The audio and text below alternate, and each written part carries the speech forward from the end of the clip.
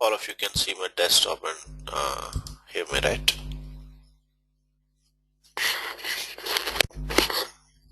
Okay, thank you.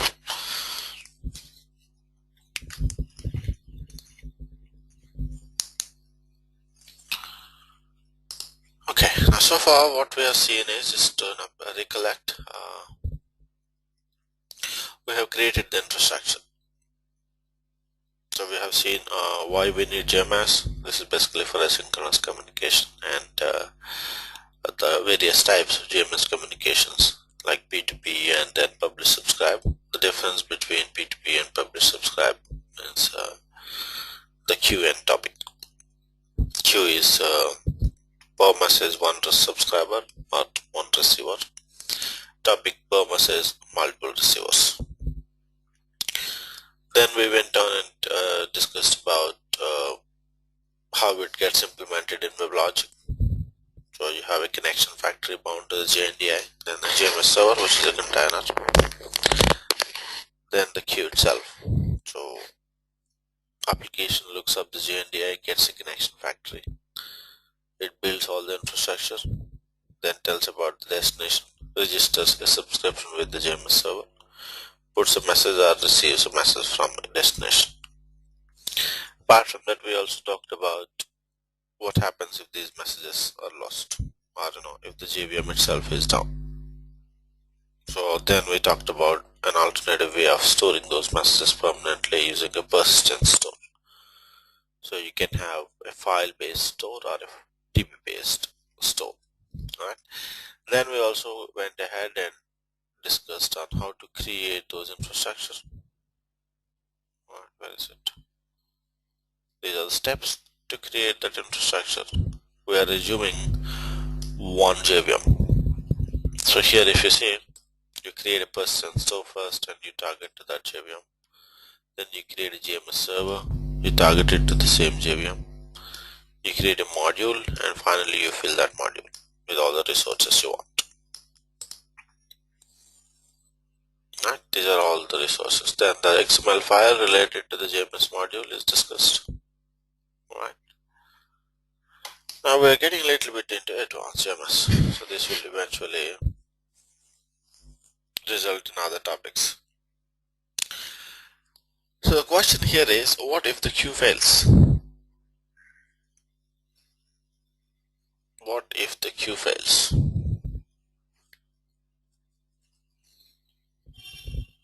Any answers? You have a queue on one JVM. Now the question is, what if the queue fails? No data flow. Okay. No data flow. Let me give you the diagram.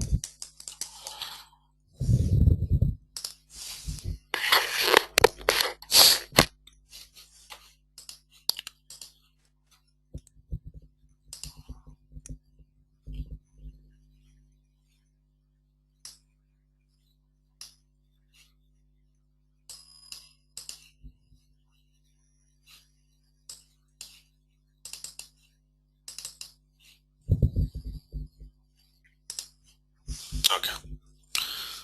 So we have, let's say,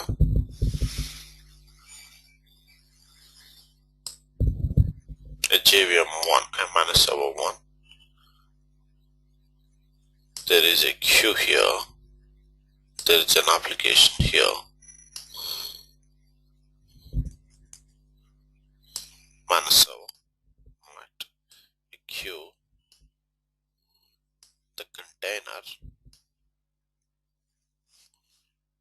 JDBs, JNDI. Connection factory. Application. Application. This is connection factory. This is JNDI. This is container, the JMS server itself. This is the destination queue or topic. Or let's say for now Q. The question we're asking is, what happens if the Q is down? You guys said no data flow. Now how we're going to solve that problem? So as a WebLogic application server, it's the application server's responsibility to provide a destination. So the burden is with the application server itself. So now what are the possible ways in which application server can solve this problem?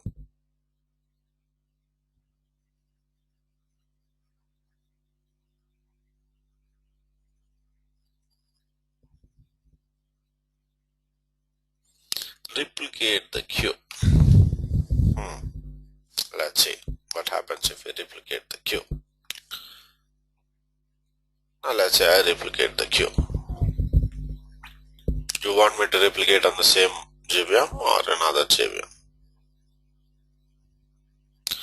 Say store message in the heap and send once it's up. Heap is down. Heap is nothing but your JVM. When we say JVM down, we actually mean heap is down. Heap is nothing but your JVM. So the second answer is not applicable. Now coming back to the first one, replicate. So if I do a replication, so I'm taking up another JVM, creating a queue in it, isn't it? The exact same queue.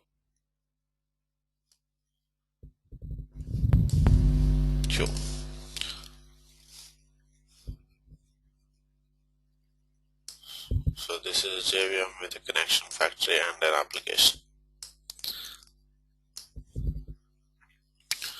Now, application, this is JVM1 or MNG1. This is MNG2. Let's say the application on MNG1 wanted to send a message to a queue.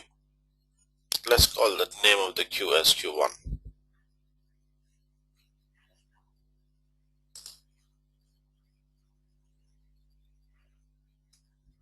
Alright. Let's call the queue Q1. Now application here, now let's say same application deployed to both MNG1 and MNG2. Application 1 wanted to send a message to the destination Q1. Now where will it send? Here, the Q1 on MNG1. The same way, let's say application deployed to manage server 2. It's also exact same application. When we deployed, we targeted to multiple servers. So this application wants to send a message. Where will it send?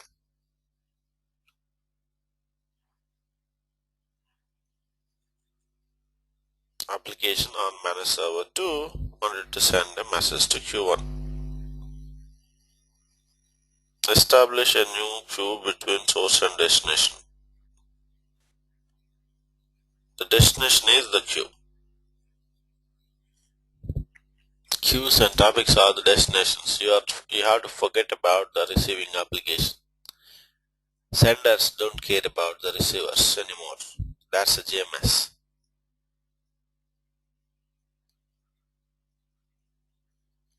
For a sender, it's just the JMS, the queue, that's what it wants to reach. For this application does not know anything about the receiver. So we have to forget the receivers. Change a perspective a little bit. JMS server. Application, the JMS server, obviously it's going to connect to the JMS server. Now most likely it's going to send to this Q1. So let's say this application sent message 1. So message 1 is here. And this application sent message 2. Message 2 is here. So now you have to answer this question. Is the order M1, M2 or is it M2, M1? Because we have to deliver in the same order to the receiver.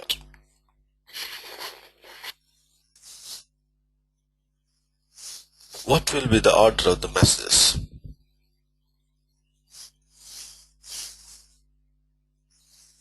Okay, why M1, M2?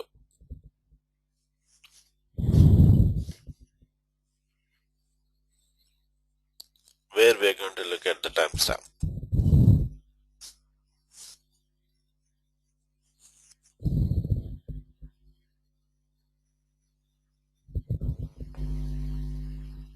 So if the system times are different, then what we are going to do?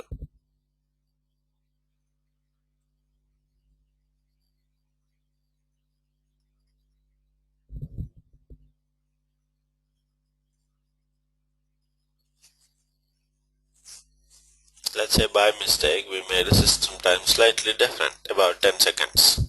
That's very common. You won't see all the system times exact same in real time. There is a minor difference. About 1 minute, 2 minutes or 10 seconds, 20 seconds like that. And in 10 seconds, follow message version number. So we are expecting the application to handle that one, a message number. Even if we give a version number to the message, application on the JVM1 or the manage server 1 is different, which is here. Application on the manage server 2 is different. They are not communicating with each other. So the version is not synchronized. Come on, more answers. We want to sort out whether it's M1, M2 or M2, M1. Give me all the possible answers.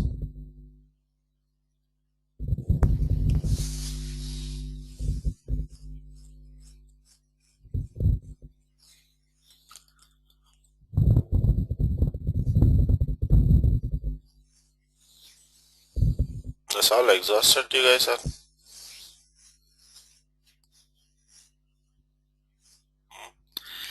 That's it.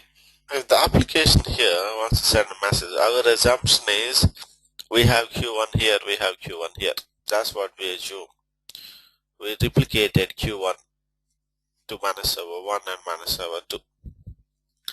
And then we are saying the FIFO order is a problem, because there is no centralized clock mechanism that can guarantee when a message was received to a destination. Nobody is coordinating in this situation. These are standalone JVM servers. So the problem is you can't depend on the system time. Therefore, you cannot tell whether it's M1, M2 or M1, M2, M1. It's not possible. It's plain and simple. There is no way to tell that M1, M2 is the order or M2, M1 is order. There are a lot of factors involved. Probably this application is really slow. This box is very slow, in which case there might be a delay. Alright, it's running very slowly.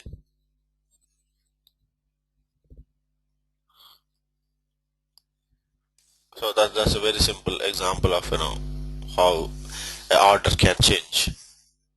So what we are doing here is we are looking back at our assumption that Q1 can exist at both locations. That itself is wrong. We can't simply assume replicate Q1. It's not possible, because if you start replicating Q1, you cannot hold that FIFO property anymore. So the destination itself cannot exist at multiple locations. Q1 cannot be there. So this property, so now we have decided that Q1 can exist only at one location. In a JVM or in a domain, a destination, it can be Q or topic. It cannot exist at multiple locations. If it exists at multiple locations, we will have problems with the order of the messages. Alright, how to put what order they need to be put in. That's a very fundamental property of a QN topic. Because unless if the messages are not delivered in the order they were received, the receiving application will have problem. It's like you have deposited money and then you try to withdraw the money. So deposit, withdraw, that's the order of the messages.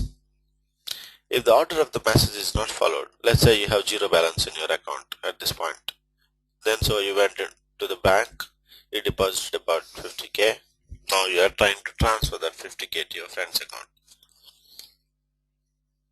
Now assuming this entire thing is message oriented, I just doing an example, this need not be message oriented, probably this is a synchronous communication. But if it is a message oriented, your deposit has to go in first, then the withdrawal. If the order is reversed, means if the withdrawal went in first, it's going to fail. So message order is really important in most of the communications, and JMS guarantees the message order. That's a very fundamental property of JMS. So if we can't manage the message order, you can't put in the JMS. Means you can't have queue. So our assumption that Q1 can exist at multiple locations is wrong. Q1 can exist only at one location.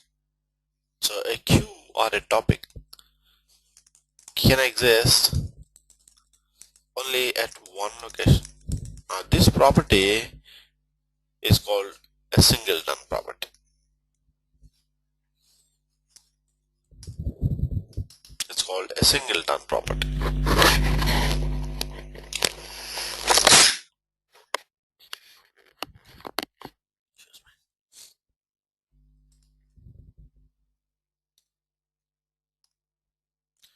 Singleton property and GLETON property.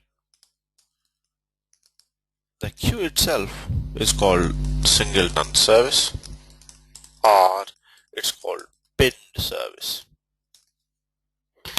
Pinned service means that queue is existing only on one JVM. It is pinned to that JVM alone. Now this is applicable both for queue and topic and the JMS server also, the container itself, which means we are saying in a domain you can't have Q1 at multiple locations. So the question here is, if the application wants to send a message, how they're going to send it? For example, here application here wants to send a message to Q. Assume Q1 is available on MNG1. Then this is directly going to send it. If application here wants to send a message to MNG1, we want this application to look up this JNDI, alright, and then send it. That's a little complicated. And the second thing, if Q1 fails, we're going to have other problems. So what we usually do is, instead of running these things into standalone servers, we put them into a cluster. By putting them into a cluster, what happens here is, so let's say now I'm putting them into a cluster.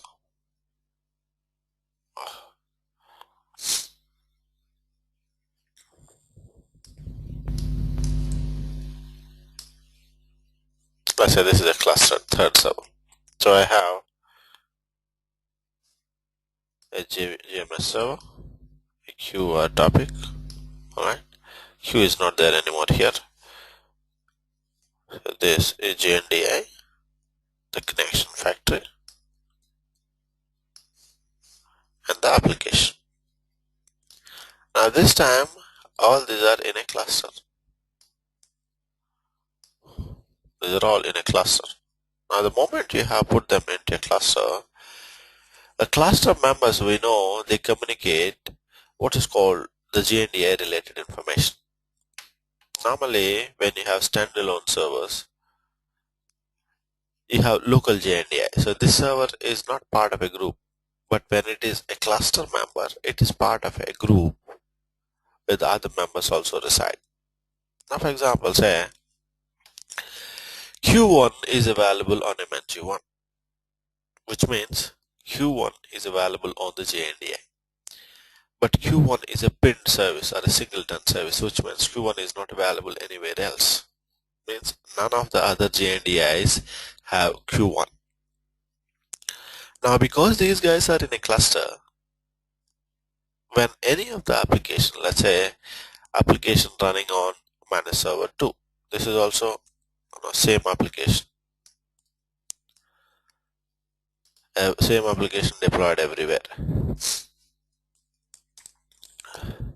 Alright. Now when these applications want to send a message, they look up the JNDI, but the queue is not available here. Now instead of the local JNDI, there is something else called a global JNDI. So there is a local tray and a global tray.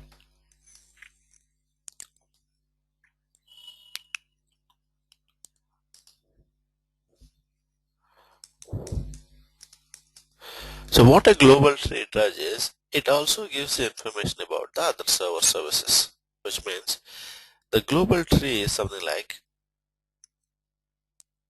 MNG1 has Q1. The same way, you might have another singleton service here that is not available anywhere else. For example, Q2. There may be another singleton service here, topic 1, that's not available anywhere else. So in a WebLogic domain, it is possible that some services exist only on one JVM. This is exclusively for a JMS topic. So we are looking at a service which cannot be replicated. So Q1 is a service. You won't have Q1 anywhere else. It's a singleton service or a pinned service. So when you have such a service, the problem is, if this application wants to send a message to Q1, it cannot directly send it. Instead, because it does not know, this application does not know where Q1 is. Now you can obviously hard code it. In the application itself, you can hard code saying that Q1 should always exist on MNG1. You can hard code the IP port /JNDI. That's one way people do. The developers, what they do is, they assume that Q1 is on MNG1, and we have to make sure Q1 always stays at MNG1. Especially this will work in a small environment where you can you keep changing the code. So what you can do is, MNG1 is going to host the queue always. Alright. So the application has hard-coded value of MNG1. Now the problem is, if the MNG1 is down, none of these applications are useful anymore. That's a problem. So you need a transparent way of finding Q1. So what we are doing here is, application is now put into a cluster. When we put into a cluster, the global JNDI is distributed across the server. So global JNDI is something like this. Let's say MNG1 has Q1, that's a list. MNG2 has Q2. MNG3 has Q3. It's simply a list of services offered by everybody in a group. Now if a request is received on MNG2, now the application wants to send a message to Q1 here. MNG2 is where the request is received. This application wants to send a message to Q1. So what it has to do is, look at the global JNDI. So the global JNDI copy is everywhere. It's available with managed server 1, it's available with managed server 2, it's available with managed server 3.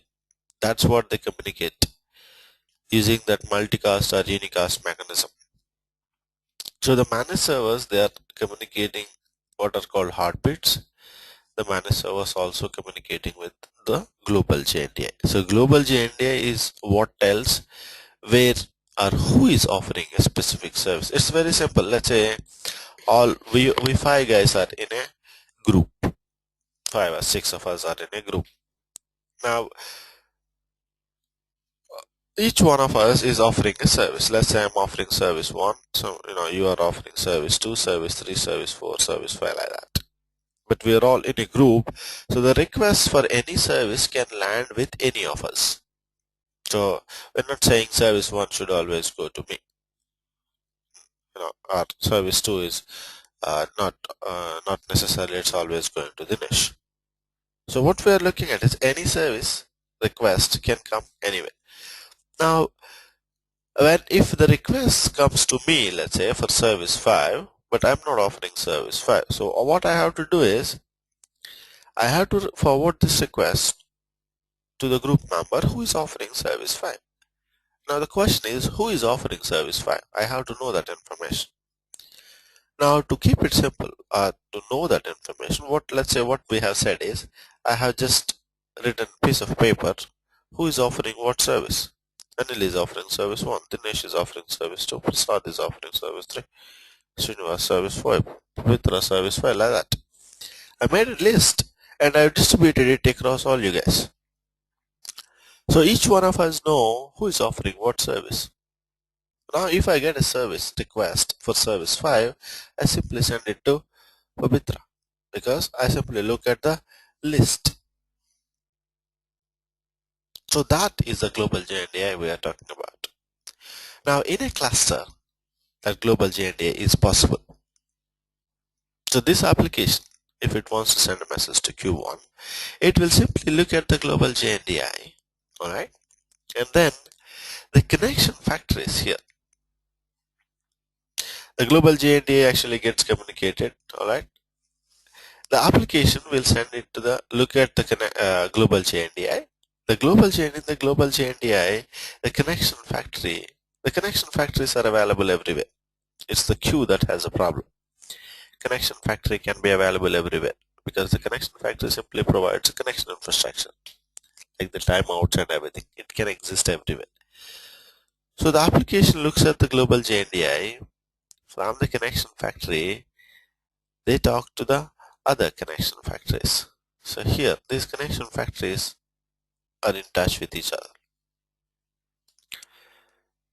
This application now redirects the request to this connection factory. The connection factory allows connection to this JMS server, thereby it can reach Q1.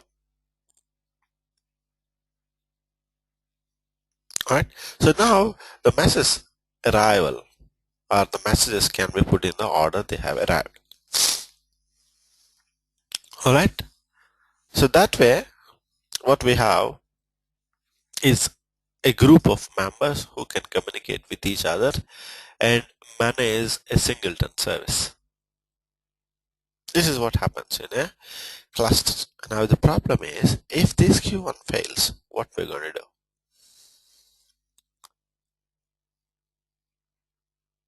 So we said Q1 can exist only at one location. That's one thing that we talked about. Means singleton service. Queues and topics, JMS servers, they're all singleton service, these three especially. And when they have standalone application, then we have a problem because other applications will not be able to reach the singleton service. That's why we put them into a cluster. When we put them into a cluster, this application can use the global JNDI to reach Q1. That's one way. Alright. If you don't have a cluster, then you have to hard code the value of manage server 1, which we don't want to do inside the application. Once that is done, alright, once we have it in a cluster, now the application, the managed servers can communicate with each other, or the connection factories to be precise can communicate with each other and do a global JNDI update and redirect the requests from any other application.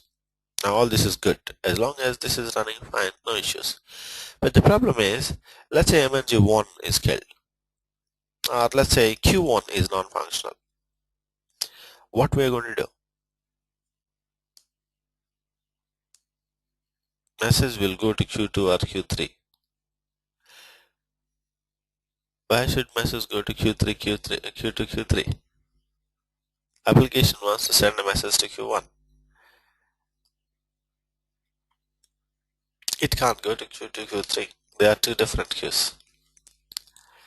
Q1, Q2, Q3 are not part of a group. Q1 is where the message application wants to send a message. They can't send it to some other queue. Q1 is about where the application wants to send a message, but Q1 is not available. So what we're going to do, or what WebLogic does is, it tries to recreate Q1, because we know that Q1 is a singleton service, which means the replicas of Q1 are not available anywhere. Means Q1, if the one that went down was the only one. Now what we try to do is we try to recreate Q1.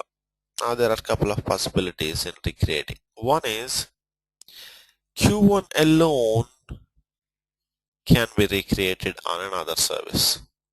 So let's say I take MNG2, right, and then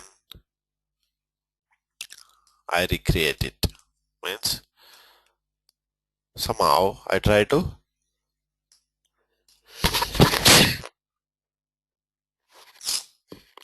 recreate it somehow. That is called a service migration. Q1 is a service. I'm somehow recreating Q1 on a second server. So that's a service migration. So when a Q1 fails, what we are trying to do, we're trying to migrate. Either I'm migrating Q1,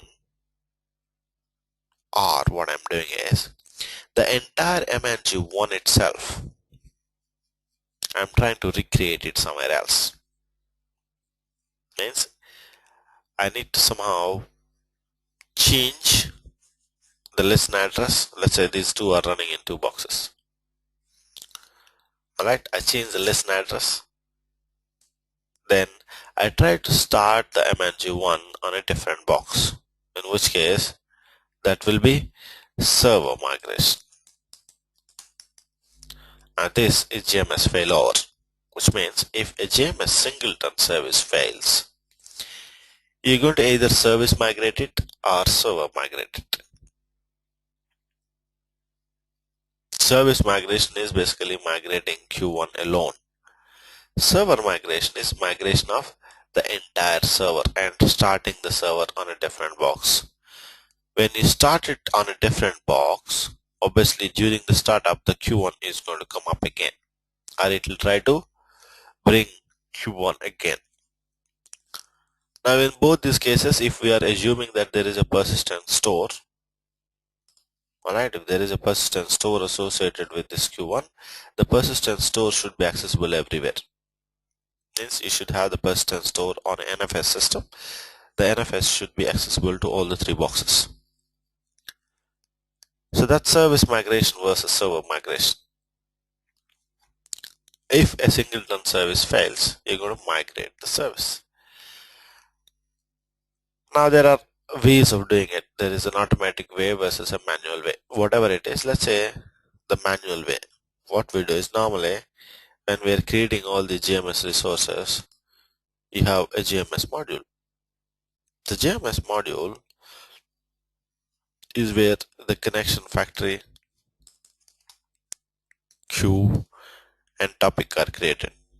Now if you observed, as in yesterday's class or day before yesterday's class, we have seen connection factory acquired all the targets, whereas queues and topics did not. See, I asked you to remember that point. Now let's say I created a connection factory, or I created a JMS module, then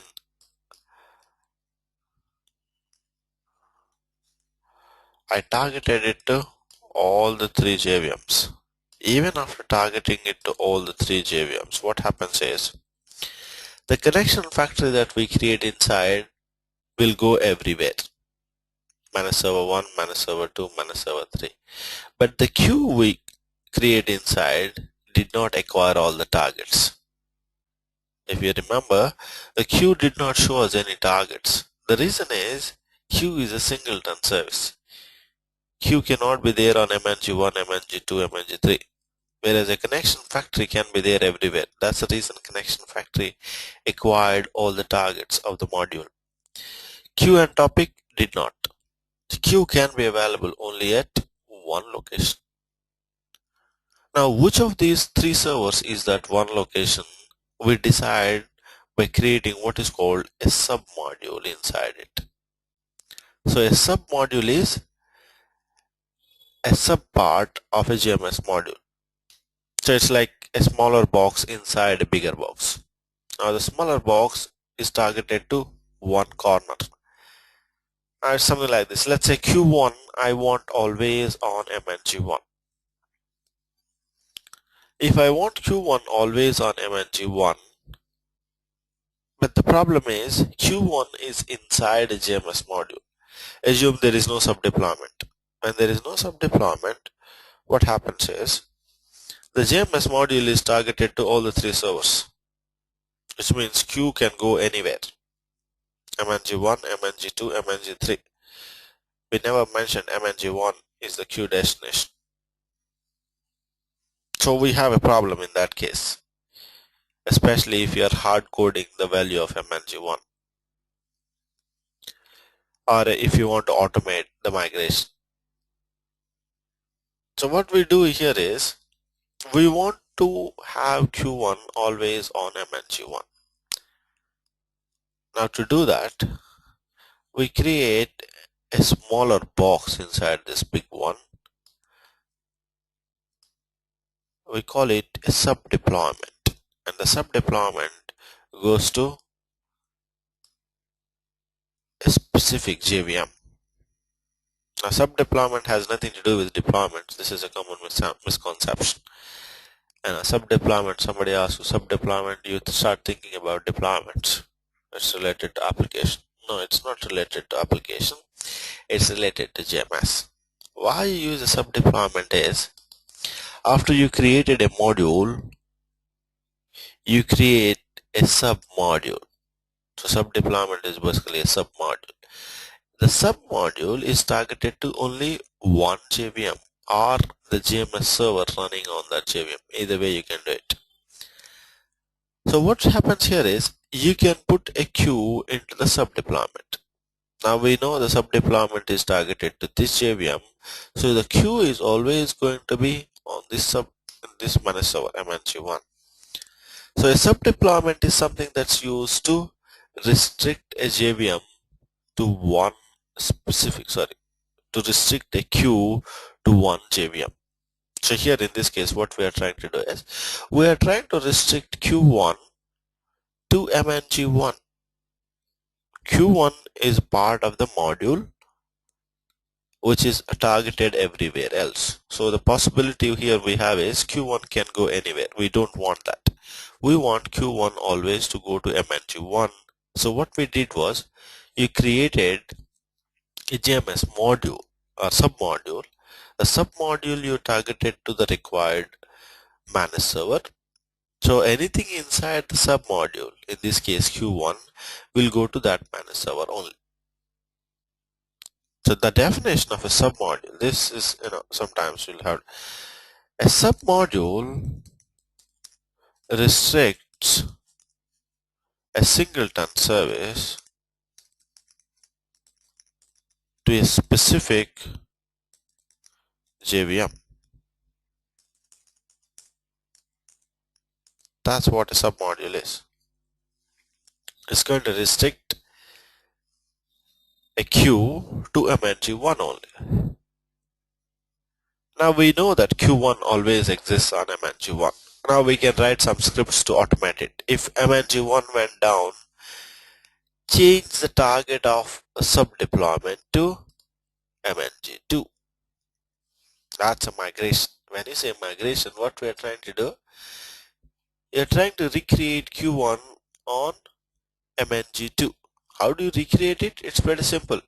Earlier, your submodule was targeting to MNG1. Now target the submodule to MNG2.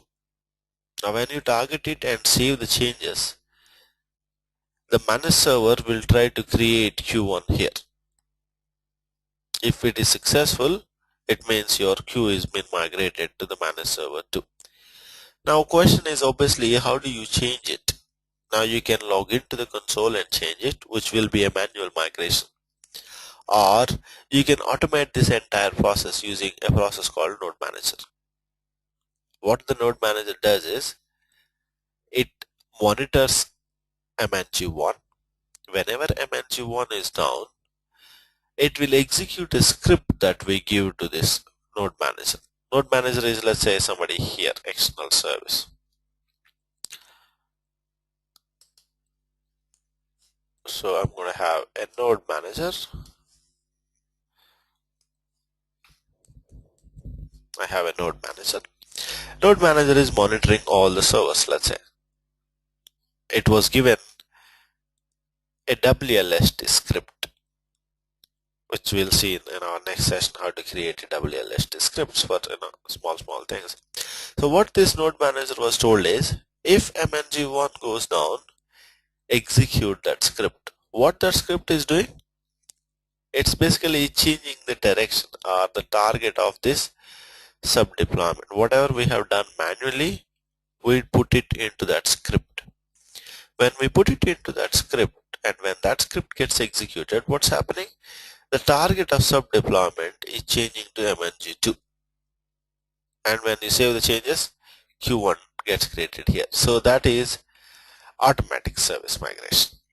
So you have service migration also, manual, which is you do it by logging into the console, automatic, which is done by a node manager by executing a WLST script. So both the same way, server migration is also possible. When MNG1 goes down, you can change the list address of MNG1, try to start it on a second box, which is manual server migration. You can ask the node manager to do the same thing for you, which is automatic server migration. So what we are looking at here is a sub deployment, a module which is targeted to multiple servers, which has problems with a singleton service. So you create a sub deployment. Here. The sub deployment gets targeted to JVM1. In that case, if a singleton service fails, it will either service migrate or the entire server migrate. Now the service migration or the server migration, both of them can be done automatically or manually we can do. This is the failover of JMS. Now this is a little bit confusing, and you just have to go through the entire video one more time. You will get a hang of it. It's really important. This is all advanced JMS guys, means you can survive even without knowing any of these things. But we are not looking at survival, so we want to move to the next level. So it's good that you know it. The next level you will be able to use all these things. Now, so we looked at JMS failover, and we are taking care of failover by using what is called a migration. But in real time, setting up this migration, everything is a mess. 99% of the times, you don't set JMS migration because this problem is actually can be handled in a different way. That's called a distributed queue, a distributed topic. So we'll see how a failure can be handled by using another mechanism. It's just 1 minute guys, give me 1 minute, I'll be back.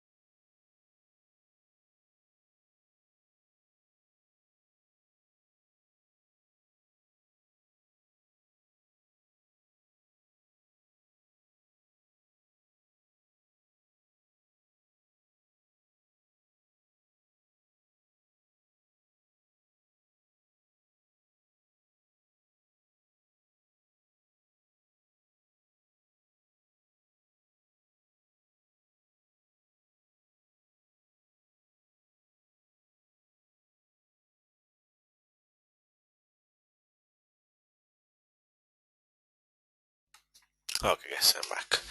So here we looked at migration and all that stuff. Basically, what we're going to do if a singleton service fails. That was our entire concept.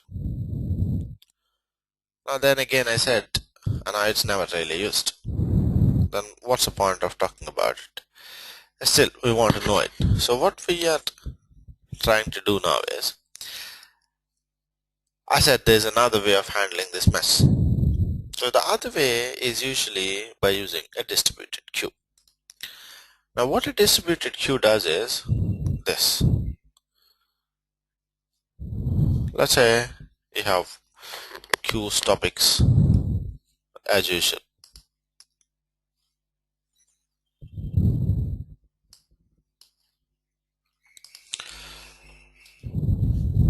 So you have manage server 1, manage server 2, manage server 3.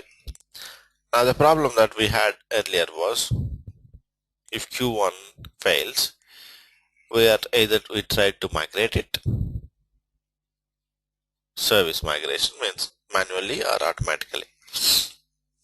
Now what we are trying to do here is, let's say we make slight changes to the application. So what we are trying to do now is, we have a container, a queue, a JMS server, and a queue, a JMS server, and a queue. Now obviously we know the queue is not same everywhere. It's Q1 here, it's Q2 here. Alright, Q1 cannot exist at multiple locations. So this is Q2, this is Q3 here. Now all these are in a cluster, all these managed servers. So we know the JNDI is getting synchronized. So MNG1 knows about MNG2, 3 and the services offered on MNG2, 3. Means MNG1 knows about Q2 and Q3 using the global JNDI updates. Then you have an application, the same application everywhere, the JNDI and a connection factory. Application, JNDI, connection factory. Application, JNDI, connection factory. Alright. Now these three are in a cluster. So now what we are trying to do here is, instead of sending a message to a specific queue, the application code is written to send it to a logical queue. So what we are doing here is, the queue and topic, the queues, let's say this queue, you're putting it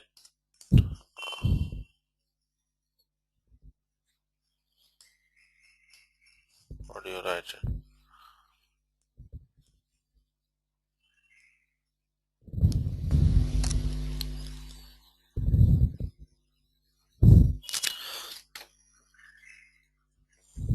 How to write a free flow in Jomit.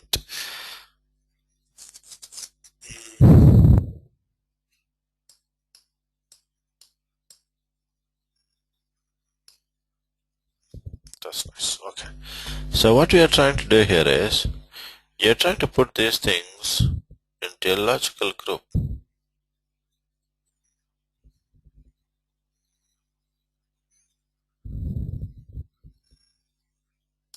You see?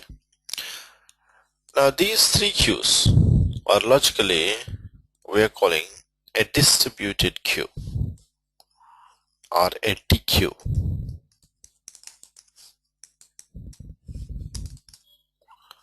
Now in the application, we're not trying to send it to a Q1 or we're not trying to send it to Q2. What the application tries to send it is to DQ. So the connection factory across the cluster, they communicate with each other.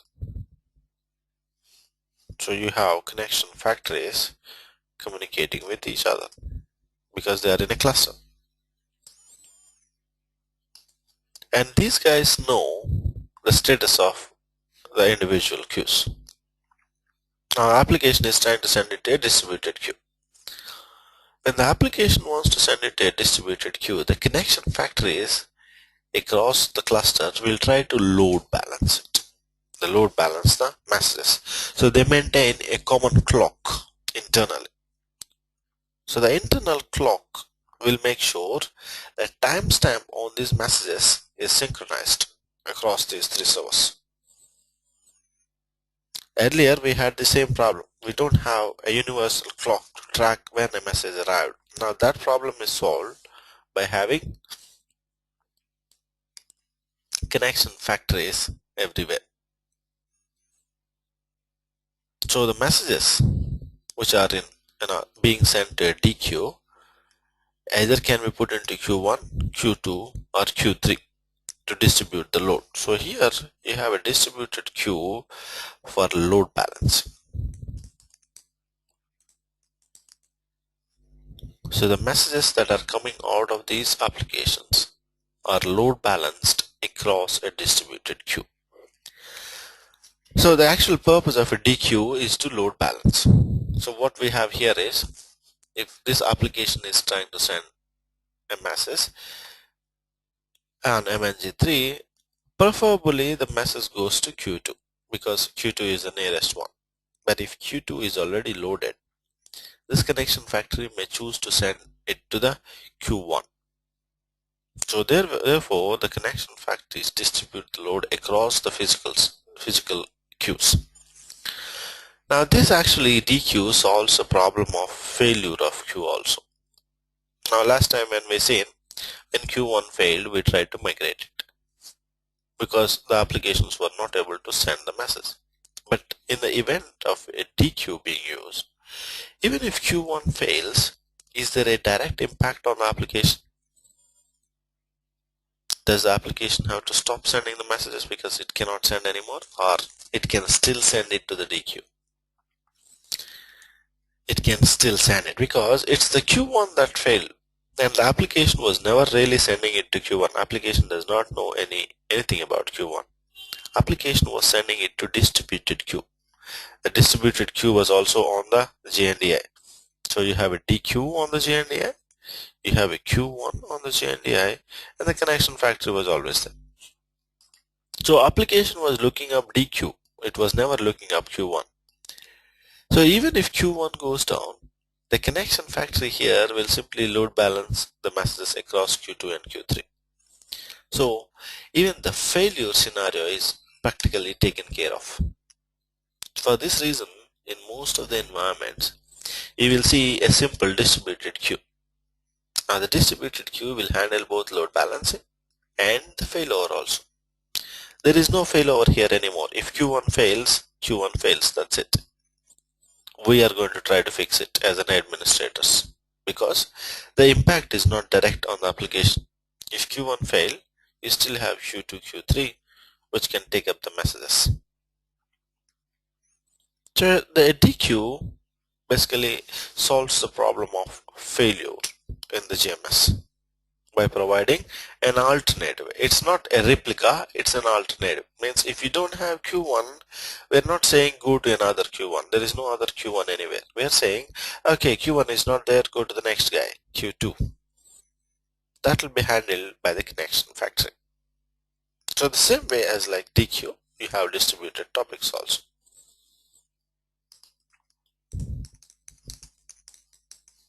Huh? So the distributed topic works in the same way like a distributed queue.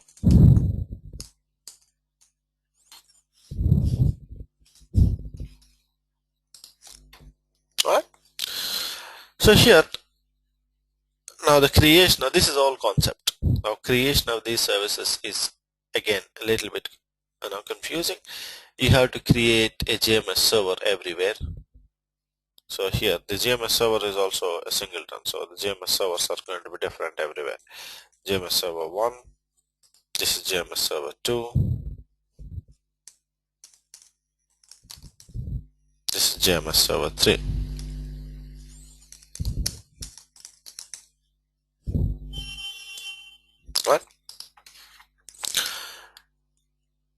Each of these servers, JVMs, have a JMS server, and ideally we put a queue on every member. Now, can you create a distributed queue with all the members on the same JVM? Is that possible?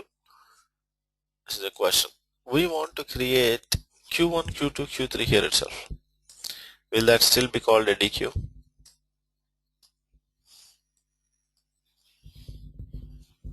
Q2 here, Q3 is also here. Will it be called a DQ or it will not be?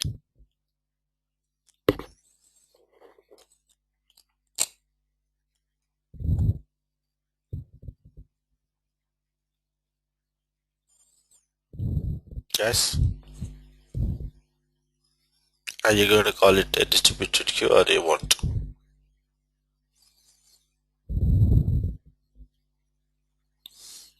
I think I'm not able to see the messages. Okay, it will still be called a DQ. Even if we have Q2, Q3 on the same JVM, it's still called a DQ.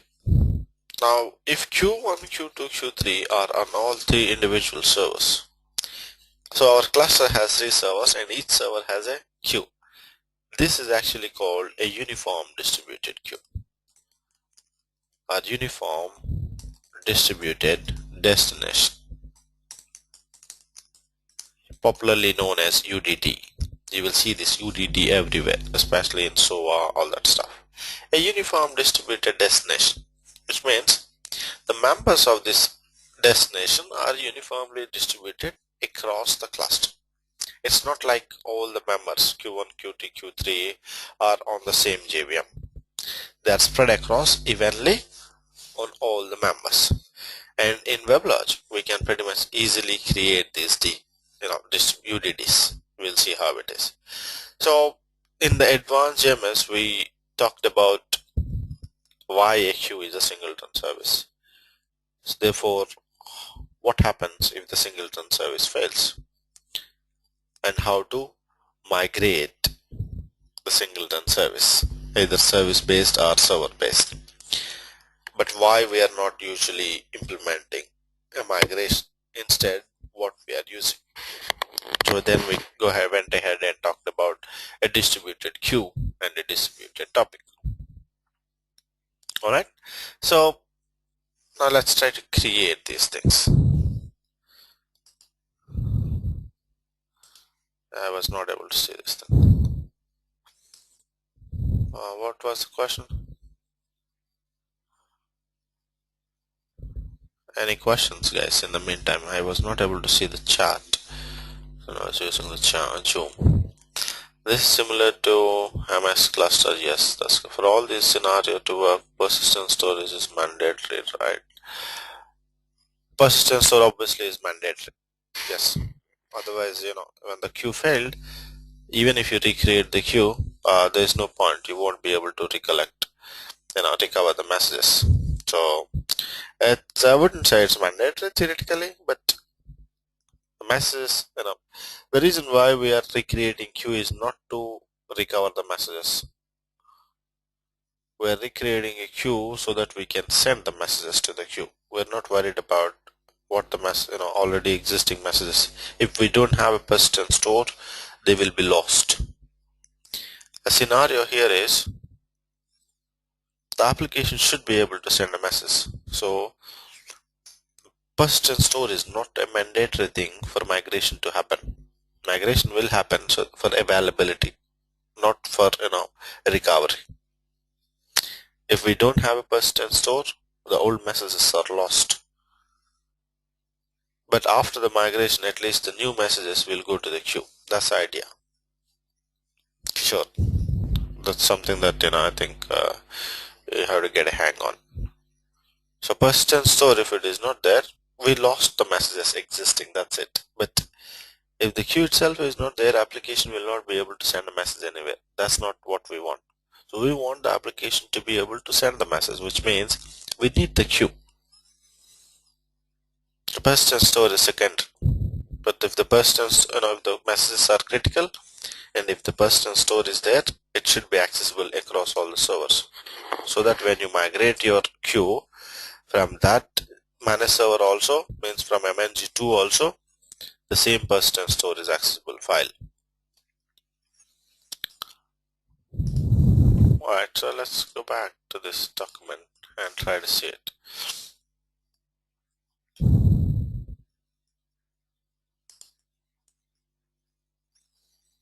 That's it. So what happens if the end resource is not available in a transaction? Basically, we are comparing it with the data source, right? But the problem here is data source itself is not the end resource.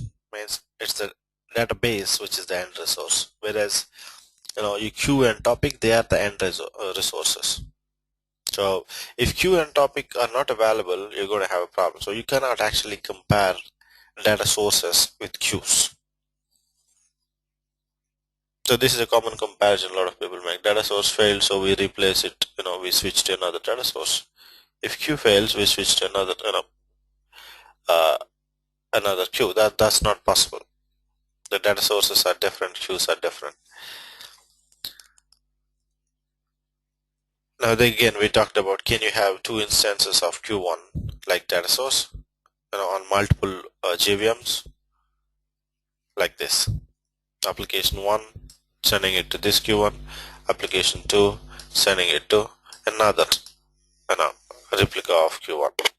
That's not possible. So what we're going to have is Q1 is a singleton service. Q1 cannot be present at both the locations, alright, because it cannot maintain the integrity of data. So that's the reason Q1 is called a singleton service. So if Q1 fails, we need to migrate it. Alright, now the migration, Q1 fails, obviously the application will not have any place to send its message to. Alright, and Q1 cannot exist at multiple locations. That's why it's called a singleton service. It's both for queue and a topic also, it applies the same thing, even for the JMS server. Alright, the JMS server is also a singleton service.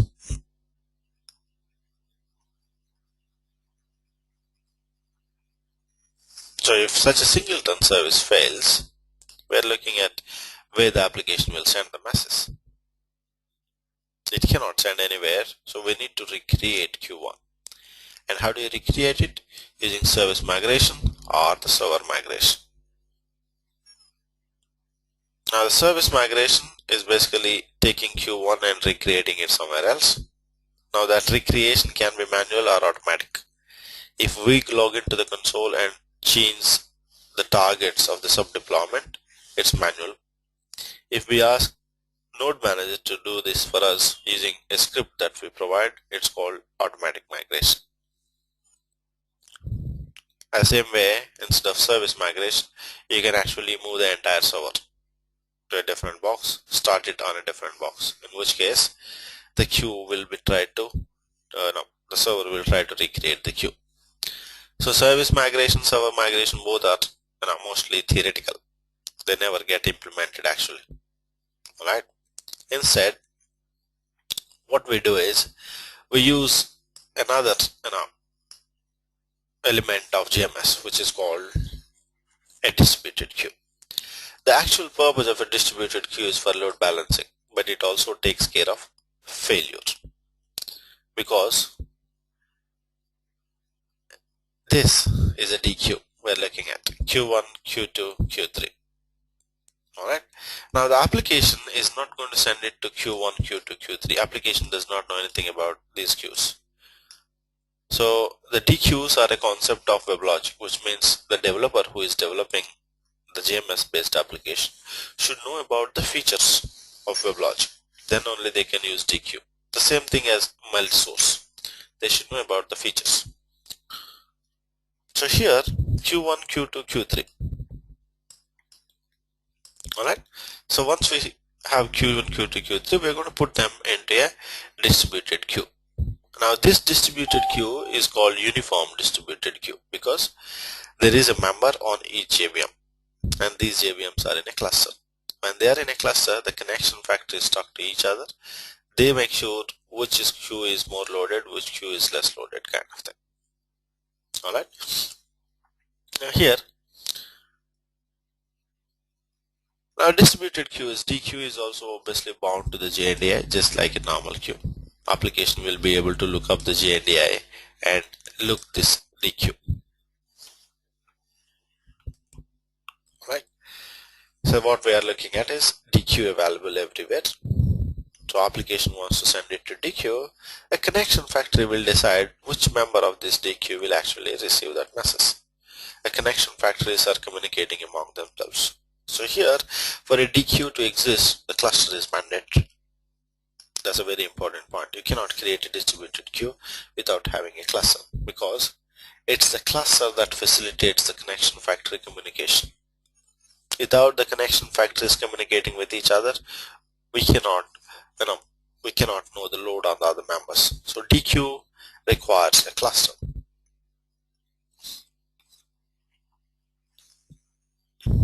Then we were talking about a singleton service.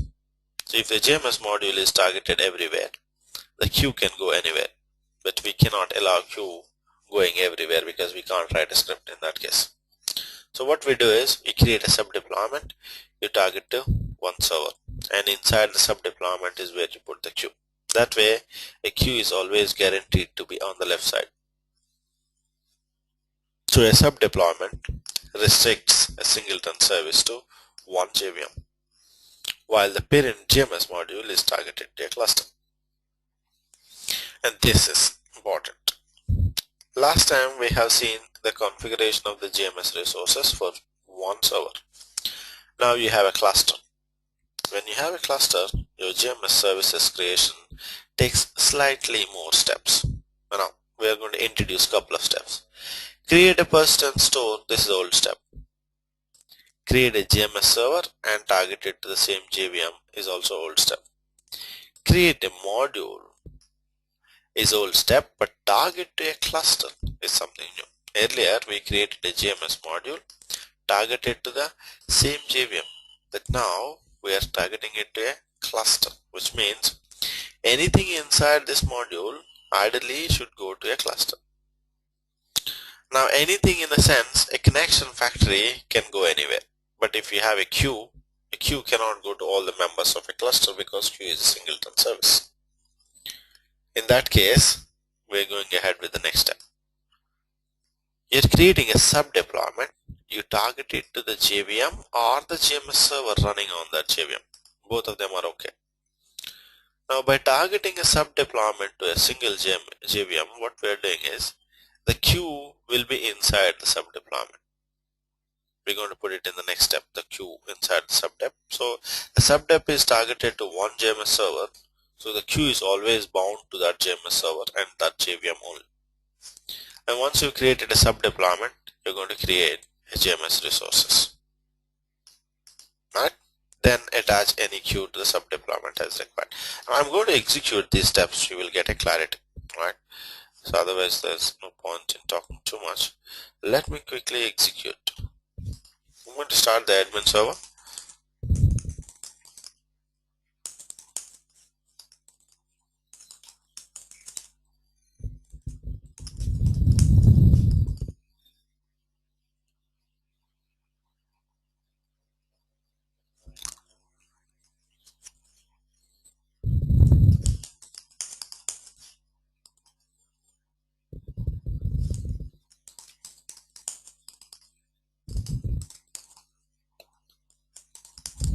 Oracle middleware, user projects, domains, encode daemon.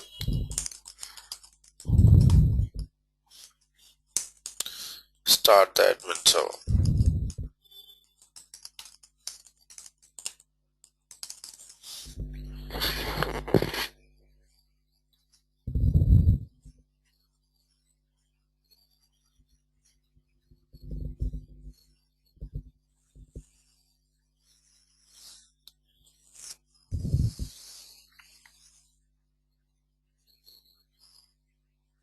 Alright, so the admin is running. Let's log into the console and create all the resources.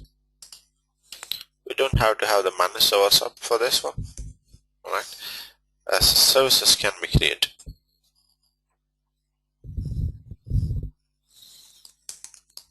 WLSADM, WLSADM.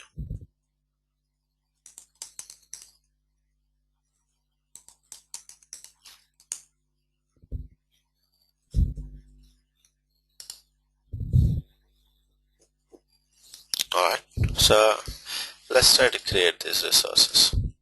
We're going to follow the same order. Create a persistent store. So go into services, create a persistent store, click on it. Earlier we have FS1, let's create FS2. FS2. Alright, target it to, let's say, 2. Directory you're going to leave it blank. It gets created to the default location, which is server name data default store location.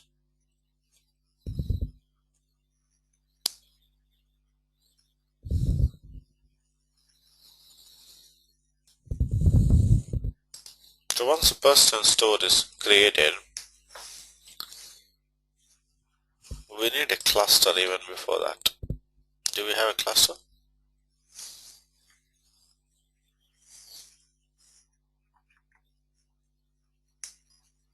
Let's see if we have a cluster.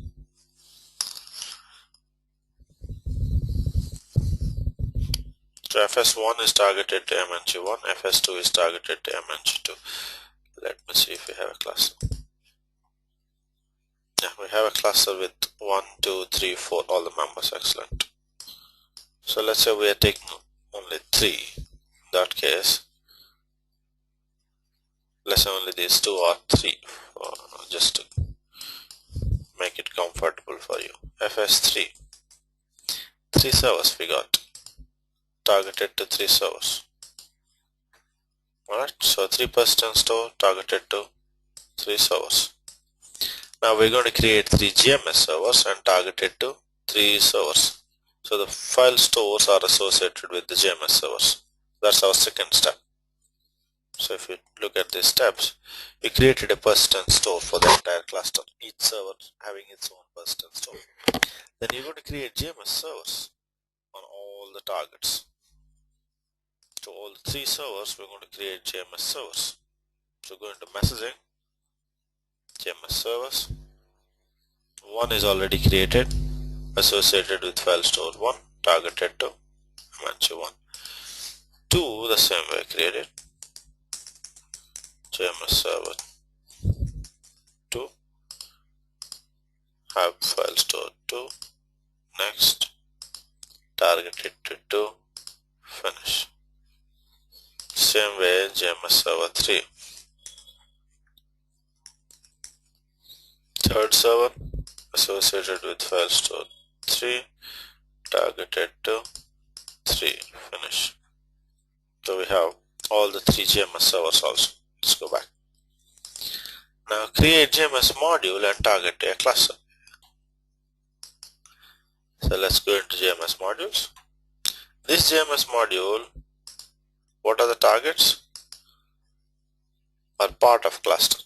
Now I'm going to change the targets, targeted to the entire cluster. I can recreate another one, I'm not doing it. So I'm changing the targets of this cluster, the JMS module. So now my JMS module is targeted everywhere. So what I did, I went into the JMS modules. I can do a new module and then go ahead and create it, or else I went into JMS module. Oh, these queues and topics are there, right? So we're going to delete these things.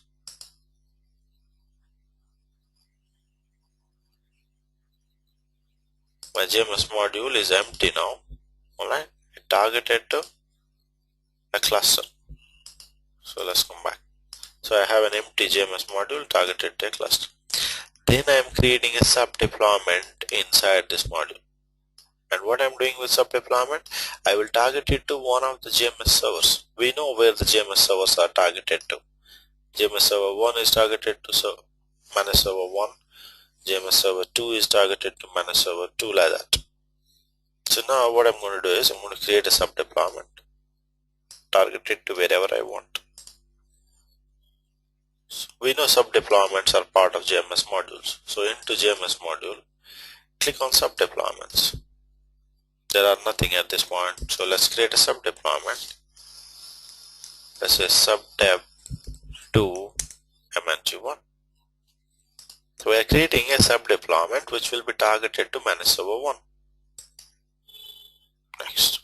Now if you say either you can target the sub-deployment to the JVM or the JMS server running on that JVM. Either way it's okay. But the recommended practice is always target a sub-deployment to the JMS server. Alright? Then finish. So now we have a sub means a JMS module targeted everywhere and a sub module targeted to only one JMS server. And this we know this JMS server is running on encode MNG1. Now once that is done, create sub deployment is done. Now fill the module with the resources. Let's say we try to fill it with a couple of resources. So go into configuration, new connection factory. Let's say CF1 JNDI name. So JMS type of object CF1. Right? You don't have to worry about the subscription policy at this point of time. Right? Go to next. Targeted data cluster. You see, the connection factory has acquired all the targets of the JMS module, the parent. Finish it. The same way, when you try to create a queue, this is going to be slightly different. Is there a need to create a sub deployment for each target? Yes. If you want, Q1, Q2, Q3 if you want to have, and if you want Q1, Q2, Q3 on specific JVM, means let's say Q1 on managed server 1, Q2 on managed server 2, Q3 on managed server 3, then yes, you have to create the sub deployments.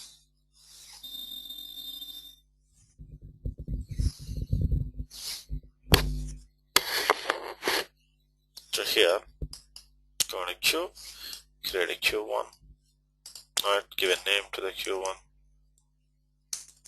JMS Q1, alright. If you have a template, select it, otherwise here you will be able to select a sub deployment. So now you are creating a queue. Now the queue you want to go to subdep, and where is the subdep targeted to? JMS server. So that way this queue is always going to be bound to the JMS server 1 only, and the JMS server 1 is bound to the managed server 1. So that way a sub deployment restricts a singleton service like queue to a sub deployment which is targeted to a specific server. So this is a queue creation. Now as opposed to a queue creation, you can actually create a topic or a distributed queue. What's a distributed queue? A physical queues. Logical grouping of physical queues is the queue. But a uniform distributed queue is something different. A uniform distributed queue is you don't have to create Q1, Q2, Q3. It will create it for you. Let's do that. So a distributed queue. Select a DQ. Move on to next. You give a name of this DQ. Alright, JNDI name. JMS DQ. Let's call it DQ1. So this is a uniform distributed destination. You can say weighted also if you want. Means is it distributed evenly across all the cluster members, or you have specific weights for each member. Now move on to next. If it is uniform, the members will not be asked to you because you said it's uniform, which means you want one queue on each server. It's already known. The queue itself you don't have to create, means Q1, Q2, Q3 you don't have to create. The web logic itself will create it for you. So it will call it queue at JMS server 1, queue at JMS server 2, queue at, these are the internal names will be created. Once they are created, it will be put into a distributed queue and it's a uniform distributed one. But if you say weighted, on the next screen you will be asked, these are the queues that are available in this domain, which of the queues and what is the weightage that you want to give it. But if you say a uniform distributed, alright, the queue details will not be given to you anymore, because you said uniform, which means you want a queue on all these members. Finish it. Alright, so you have created a uniform distributed queue. Now the easiest way here is obviously to create a UDD, because you don't have to create Q1, Q2, Q3, Q4. Then as you guys asked me, Kishore was asking me, do we have to create a sub deployment also? That's also not necessary. So here you simply do this one. These three, you create a JMS module, create a cluster, then you basically create a UDD here. The moment you said UDD, WebLogic will do everything for you. It creates a uniform distributed destination with one queue on each server. Alright, sub deployments are not necessary in this case. So once you have created this infrastructure, once your managed servers are up, you are ready to go. Your application is ready to send it to DQ. Now just to give you a pictorial view of what we are trying to do, you create a persistent store, the JMS server, JMS module is what you are trying to create, target it to a cluster, then create a sub deployment, target it to one JVM. This is again the order of creation of the configuration. Right? So that's your advanced JMS. So just to recollect quickly, we talked about singleton service, we talked about JMS migration, we talked about DQs. This is precisely a very overall view of the advanced JMS. Singleton services, failover how it is done, load balancing how it is done, and we also try to create how they are done in real time. Now it's really important that you remember this order, guys. This is a very logical order. Any other order is going to cause you problems. You will see some errors that we don't really understand in JMS. So you want to obviously always follow this order. This is easy and logical. Now that's your JMS, guys. So we are pretty much deep into JMS. I'm pretty sure you will be able to work on any JMS products with ease now. These are fundamentals. They don't change from JMS product to JMS product. So you will have DQs, TTs everywhere. So any questions here? This will be a little confusing. Well, JMS is always confusing for everybody because there's a lot of change in the way of we think. So you need to go through this session one more time. So any questions you guys have now? Anil, quick question. Is it something part of OSB? Yes, internally OSB uses JMS, that's correct. But that's an abstraction. Okay. JMS is completely abstracted. Means like you are using C programming language, you don't have to know assembly programming. Yes. So okay. The same way for OSB usage, you don't have to know JMS. OSB will take care of it. Yeah, okay, thanks.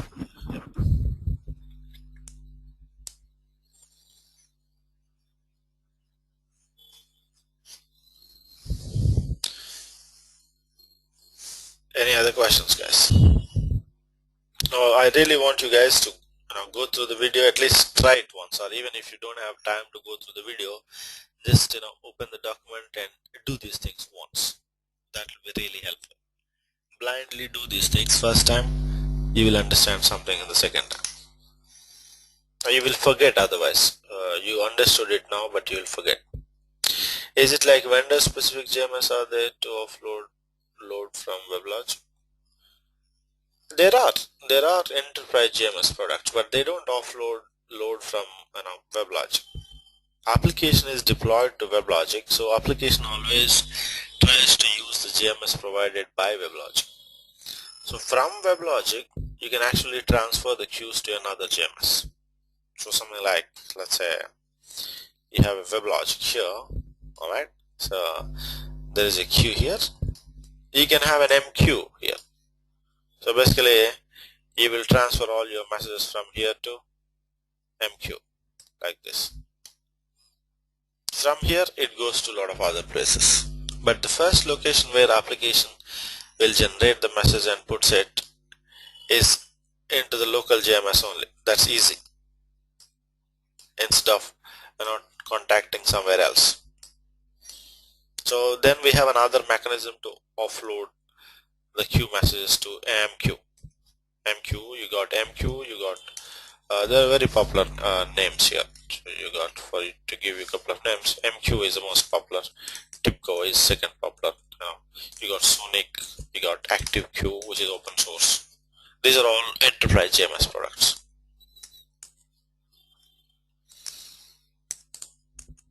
Nowadays you got OSB.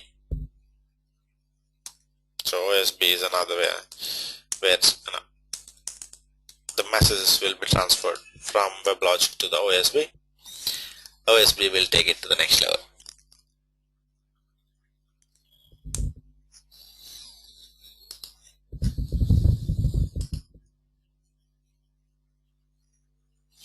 Are there any migration tools available to offload JMS to another JMS?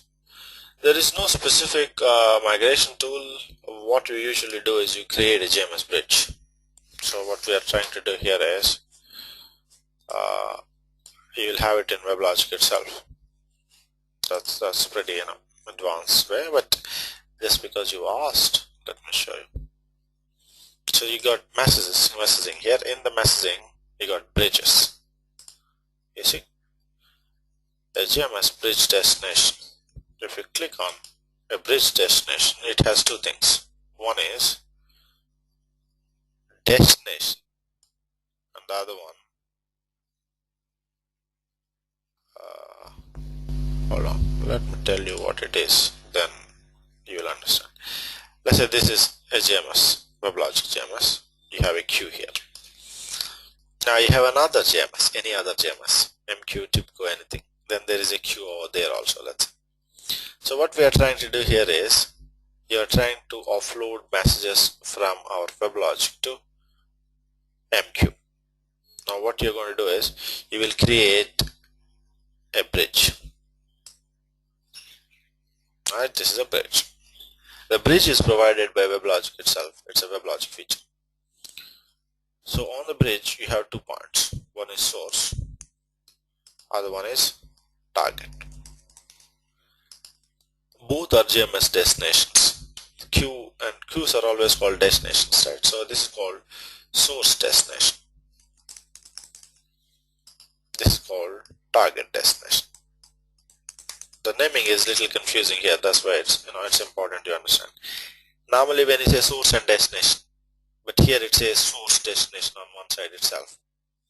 So that's the confusion here. We actually call source and target, but because both sides are JMS destinations, we call it source destination and target destination. And the bridge is what takes care of automatically transferring the messages from one side of this queue, bridge to the other side. JMS bridge, and it's a feature provided by WebLogic itself. You'll be able to create bridges here itself. So you select a JMS destination, a bridge, you create a bridge. In the bridge you will be able to tell what the bridge properties are. Alright.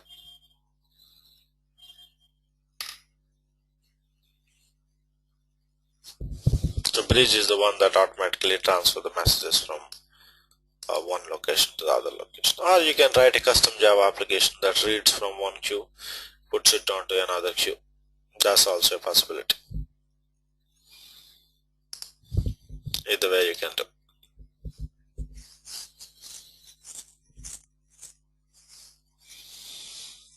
So from WebLogic to other MQ, other products, it's bridge. Or you can write a Java program. Bridge is the one that's, I think, it's used a lot of times. In many projects you will see bridge configuration. It's simple. You give left side, you give right side. So the bridge basically transfer the messages.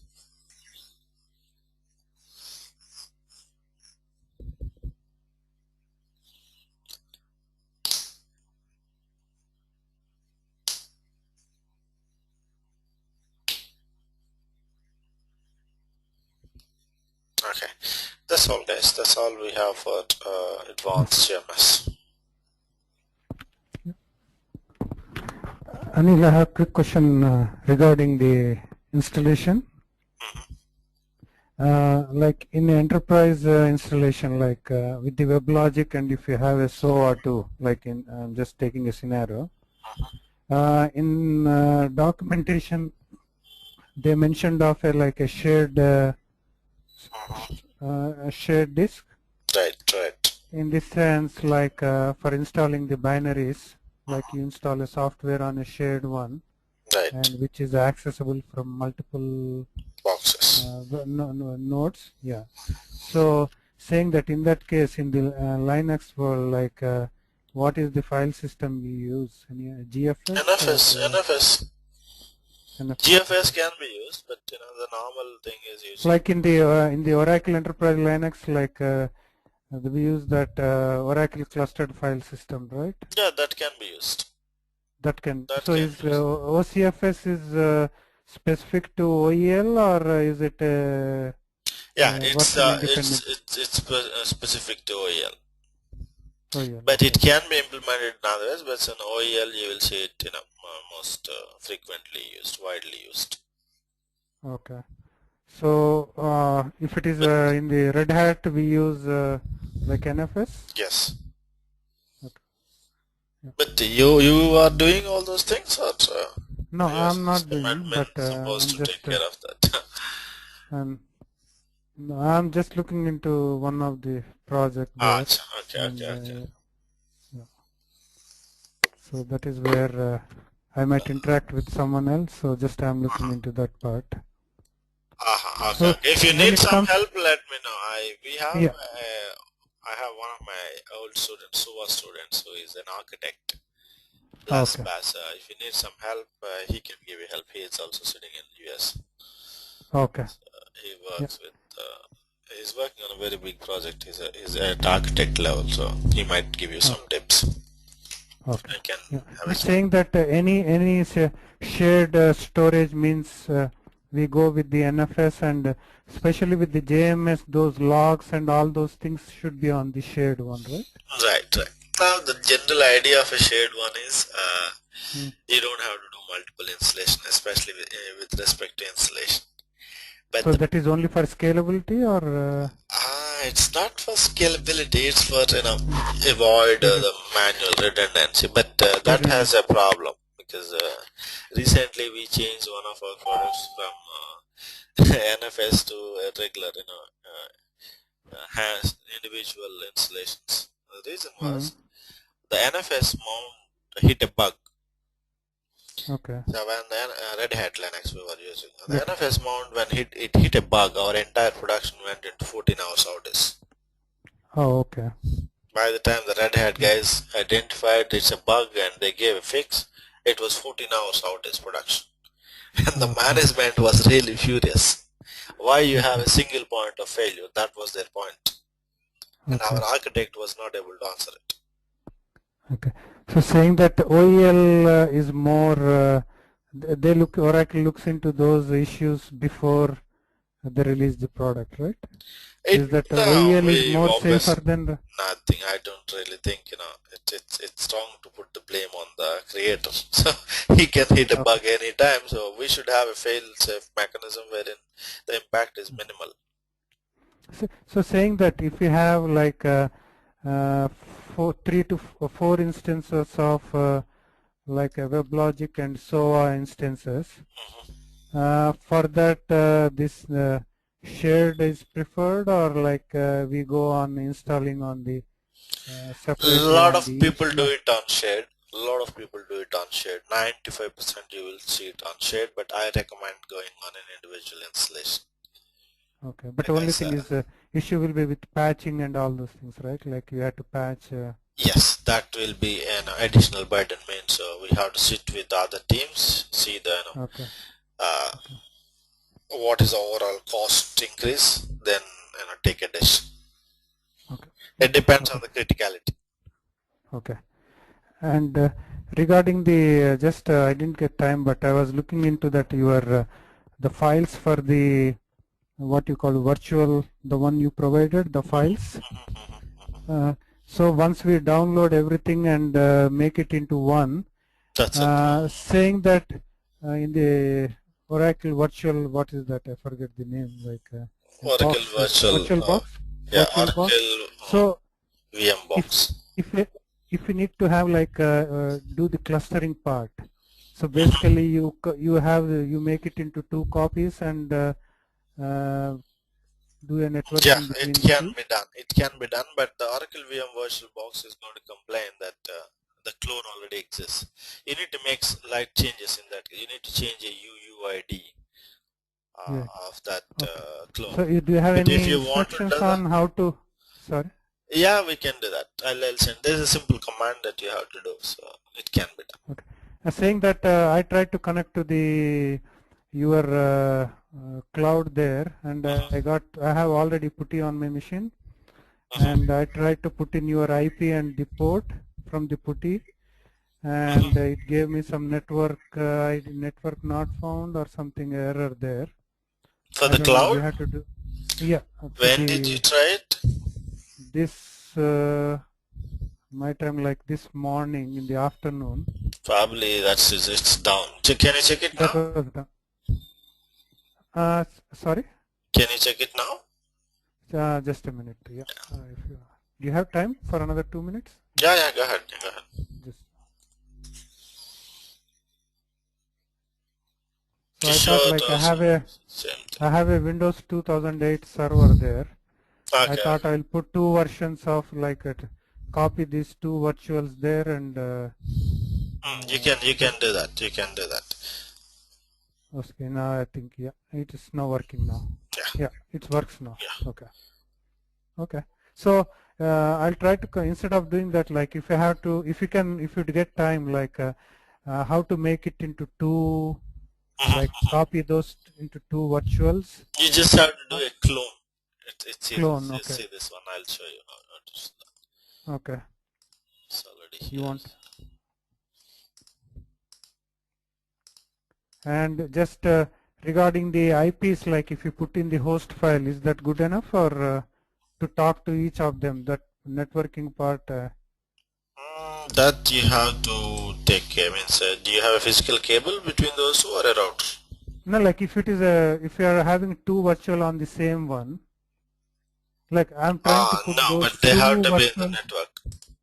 How we're going to put them into the network?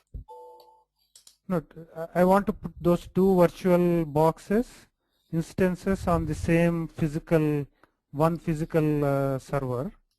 Yeah, that also is a problem. Just by putting those, let's say here you have one. Yeah, yeah. Now, if I have to And I create a make second another one. one, all that I have to do is clone it. Go to Okay. machine, clone it. Okay, clone. Okay. Yeah, so that will create another VDI file. That VDI file you will attach it to this one again. This one. Okay. Yeah, So but now we have, say, after that we have two virtuals, right?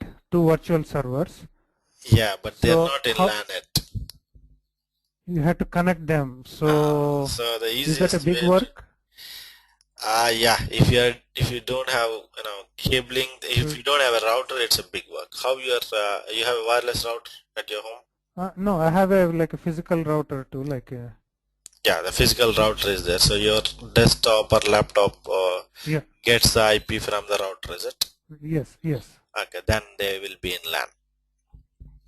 These Okay. two So boxes will be in LAN. You will be able to so ping from each other.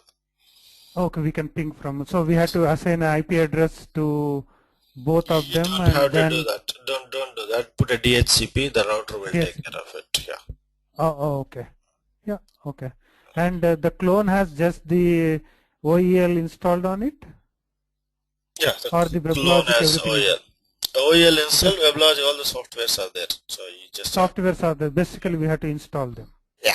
Everything is Oh, already loaded. You can start working with the installation directly. Okay. All the files, the s.xml files, build.xml files, any file that is required that I'm using from outside is already there. Already there. Okay. Yes. Yeah. Okay.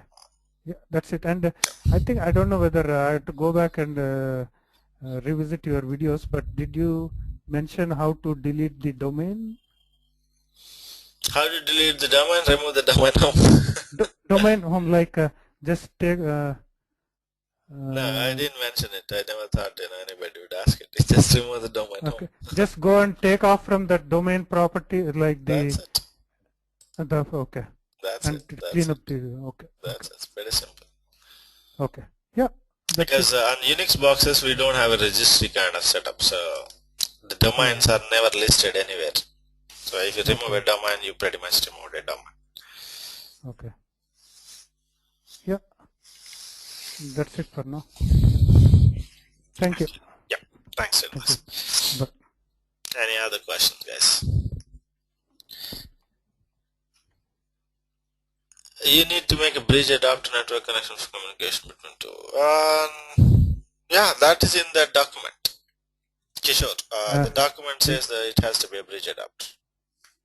Okay, in the networking we have to select Yeah, that you have bridge. to select the bridge, yes.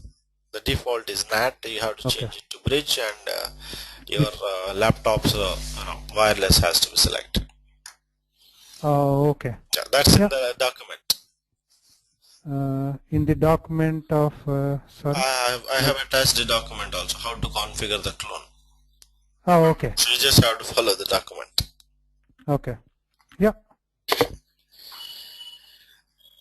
Thank you. Okay, right. Thanks. Thanks. Bye. Any other questions, guys? Otherwise, you can drop off. I'll see you tomorrow. We'll talk about WLST and Node Manager.